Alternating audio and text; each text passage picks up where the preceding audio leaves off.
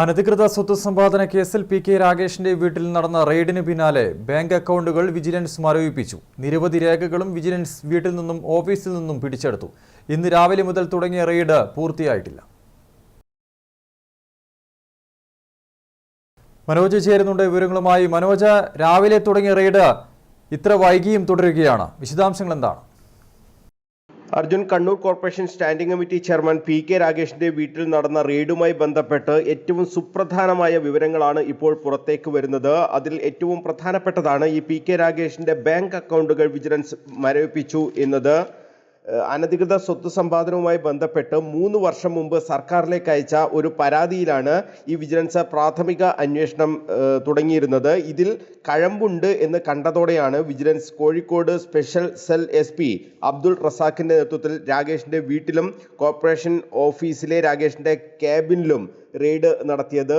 ഈ വീട്ടിൽ നിന്നും ഓഫീസിൽ നിന്നും നിരവധി രേഖകളും പിടിച്ചെടുത്തിട്ടുണ്ട്. ഇത് വിശദമായ പരിശോധനയ്ക്ക് വിധേയമാക്കും എന്നാണ് ഇപ്പോൾ വിജിലൻസ് വൃത്തങ്ങൾ പറയുന്നത്. ബാങ്ക് അക്കൗണ്ടുകളുടെ പൂർണ്ണ വിവരങ്ങളും വിജിലൻസ് ശേഖരിച്ചു വരികയാണ്. നാളെ ബാങ്കിലും ഇതുമായി ബന്ധപ്പെട്ട പരിശോധന ഉണ്ടാകും എന്നാണ് നമ്മൾ മനസ്സിലാക്കുന്നത്. അതായത് ഈ രേഖകളുടെയും ബാങ്ക് അക്കൗണ്ടുകളുടെയും പരിശോധന നാളെയും തുടരും എന്ന ഒരു വിവരമാണ് ഇപ്പോൾ ലഭിക്കുന്നത്. പയ്യാമ്പലത്തെ ഒരു ഫ്ളാറ്റുമായി ബന്ധപ്പെട്ട രേഖകളും പിടിച്ചെടുത്തതായി സൂചനയുണ്ട്. ഒരു സൂപ്പർ മാർക്കറ്റുമായി ബന്ധപ്പെട്ട ഇടപാടുകളും വിജിലൻസ് ശേഖരിച്ചിട്ടുണ്ട്. ഈ അനധികൃത സ്വത്ത് സമ്പാദനത്തിൽ പി.കെ. രാഗേഷിനെതിരെ വിജിലൻസ് കേസെടുക്കുകയും ചെയ്തിരുന്നു.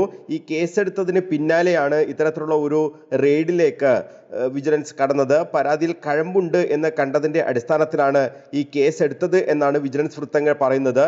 തുടർന്ന് കോടതിയിൽ സെർച്ച് വാറണ്ടും വാങ്ങി അതീവ രഹസ്യമായാണ് SP അബ്ദുൾ റസാഖും DYSPമാരും അടങ്ങുന്ന സംഘം കണ്ണൂരിൽ എത്തിയത്.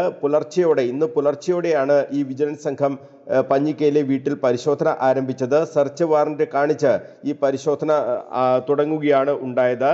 ഈ സമയം പി.കെ. രാഗേഷും വീട്ടിൽ തന്നെ ഉണ്ടായിരുന്നു. ഏതാണ്ട് 12 മണിക്കൂറിലധികം നീണ്ട പരിശോധനയാണ് ഈ വീട്ടിൽ നടന്നത്. റെയ്ഡ് പൂർത്തിയായിട്ടില്ല എന്നും ഇപ്പോൾ വിജിലൻസ് വ്യക്തമാക്കുന്നുണ്ട്.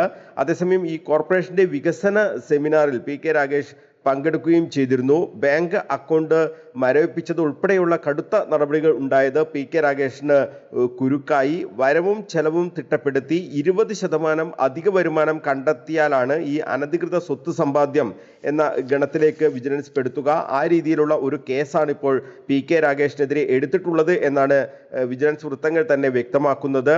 എന്തായാലും വീട്ടിലെ റെയ്ഡിൽ നിന്നും കണ്ടെത്തിയ കാര്യങ്ങൾ കൂടി കണക്കാക്കി ഈ വിജിലൻസ് കോടതിയിൽ അന്വേഷണ സംഘം റിപ്പോർട്ട് നൽകും എന്നാണ് നമുക്ക് ലഭിക്കുന്ന വിവരം. ഈ റെയ്ഡുമായി ബന്ധപ്പെട്ട എന്തൊക്കെ രേഖകൾ പിടിച്ചെടുത്തു തുടങ്ങിയ കാര്യങ്ങളൊക്കെ ഇപ്പോൾ വെളിപ്പെടുത്താനായിട്ടില്ല എന്നാണ് വിജിലൻസ് വ്യക്തമാക്കുന്നത്. കൂടുതൽ പരിശോധന വേണ്ടതുണ്ട് എന്നും വിജിലൻസ് സംഘം പറയുന്നുണ്ട്.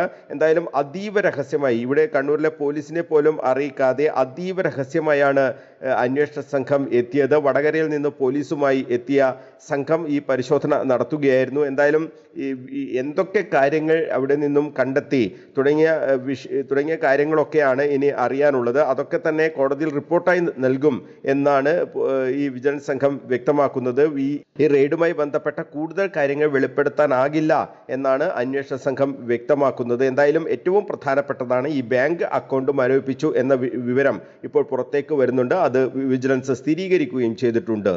അർജുൻ.